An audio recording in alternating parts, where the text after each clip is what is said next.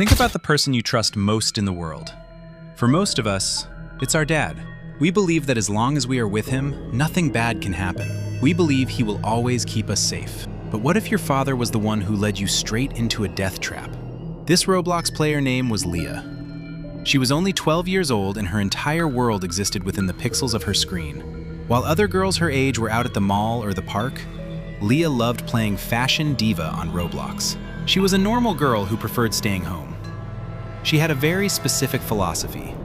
The world outside was too dangerous, too unpredictable, and too mean. She wasn't just being lazy. Leah felt that the walls of her room were a shield. Inside her room, she was safe. Outside, she was right to be afraid. One day, her father took her for an outing during the school holidays, and that trip turned into a literal nightmare. Today, I am going to tell you the complete, heavy story of what happened in that dark cave. But before we begin, activate the bell, leave a like, and stay until the very end, because the ending will shock you. To understand why Leah was so obsessed with Roblox, you have to understand her life at school. Leah was 12, an age where kids can be very cruel. She was a highly sensitive child. You know the type. The kind who feels every word like a physical blow. If a teacher raised their voice or a classmate made a joke, Leah would cry. Her classmates were heartless. They nicknamed her the Human Fountain and Crybaby Leah. Because of this constant teasing, she had zero real-life friends at school. It was lonely, it was painful, but when she logged onto Roblox, all of that disappeared. In Fashion Diva, she wasn't the crybaby. She was a stylist. She was talented. She played every single day with the daughters of her mother's best friend. They had a group chat, they shared outfit ideas, and they supported each other. In the game, Leah felt powerful. She felt accepted. Without judgment, she could finally breathe. Roblox wasn't just a game, it was her sanctuary. To truly understand the tension of that day, we have to look at Leah's family. Her parents divorced when she was only 5 years old. The reason was sad but common. Her father was a total workaholic. He didn't just work to provide, he worked because he was obsessed with money and career success. Leah's mother tried for years to save the marriage. She begged him, "Please, just come home for dinner once a week. Leah needs a father, not a bank account." But he wouldn't listen. He chose his office over his family. Eventually, the mother couldn't take the loneliness anymore, and they split up. Since the divorce, Leah saw her father maybe once every few months. He would show up, give her an expensive gift to get rid of his guilt, and then disappear back to work. This created a huge gap between them. Leah didn't really know her father, and he definitely didn't know his daughter. It was the middle of the school holidays. Leah was planning a 10-hour marathon on Fashion Diva to rank up in a new event. But then, the phone rang. It was her father. He told her mother he was feeling homesick and wanted to take Leah out for a fun surprise outing. The mother was hesitant. She knew Leah didn't like going out, but she thought, maybe this is the day they finally bond. However, the father did something very manipulative. He hid the truth. He told the mother they were going for a nice walk in the nature park. He didn't mention the words cave or exploration because he knew the answer would be a hard no. At 10 a.m., the father's car pulled into the driveway. Leah was actually a little excited. She missed the idea of a father, even if she didn't know the man. She grabbed her bag and her phone, ready to go. But as she stepped into the car, her father said something that should have been the first warning sign. "Leah, leave the phone. We are going to disconnect. Just you and me. No internet, no Roblox, no distractions." Leah felt a pit in her stomach. Her phone was her lifeline. It was her safety net. But she didn't want to start an argument, so she walked back inside and placed the phone on the kitchen table. When her mother saw the phone sitting there, she felt a chill. She knew Leah never went anywhere without it. It was like Leah had left her protective armor behind. As they drove further away from the city, the buildings turned into trees, and the trees turned into jagged, rocky hills. When the car finally stopped, Leah looked out the window and her heart sank. They were at the mouth of a deep, dark, and damp cave. A cave? Dad, You're joking, right? Leah was furious. She told him that she hated the dark and that her mother would be terrified if she knew they were here.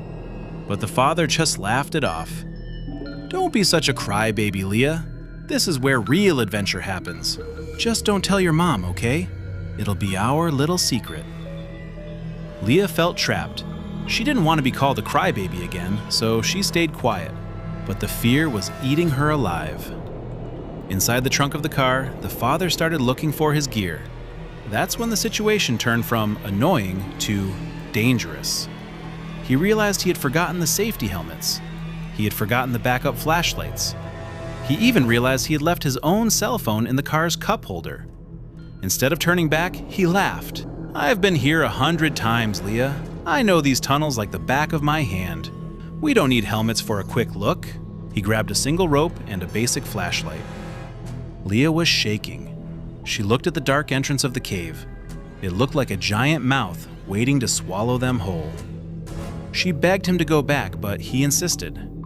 They stepped into the darkness, leaving the only 2 phones they owned behind in the car and on the kitchen table.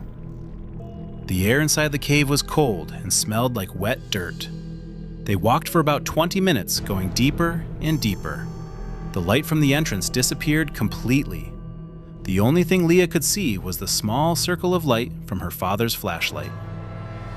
Suddenly, the ground beneath them shifted.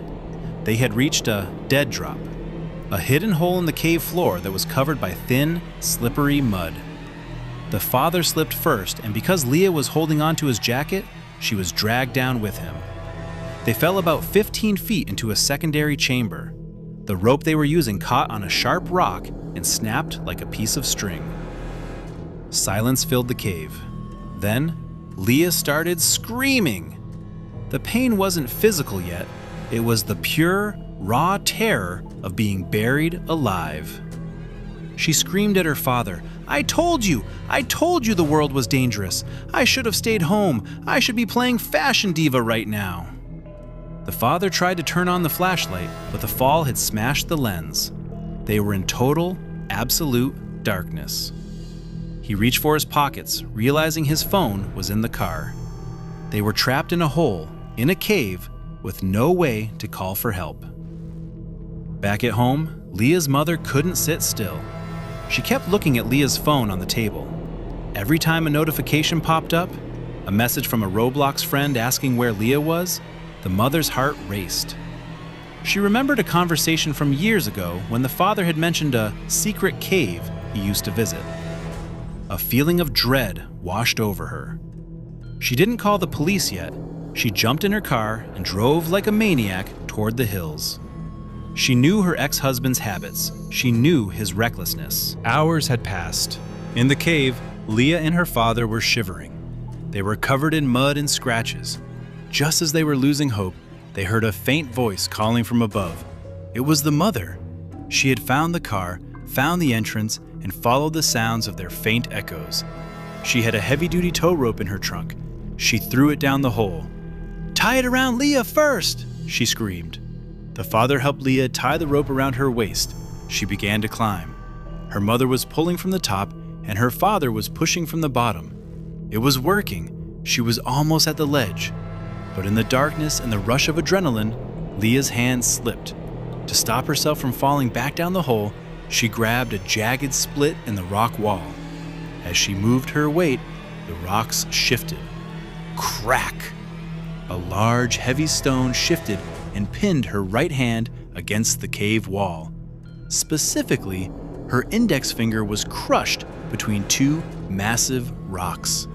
Leah let out a scream that didn't sound human. "My hand! Mom! My hand is stuck!" The mother pulled, but Leah screamed in more agony.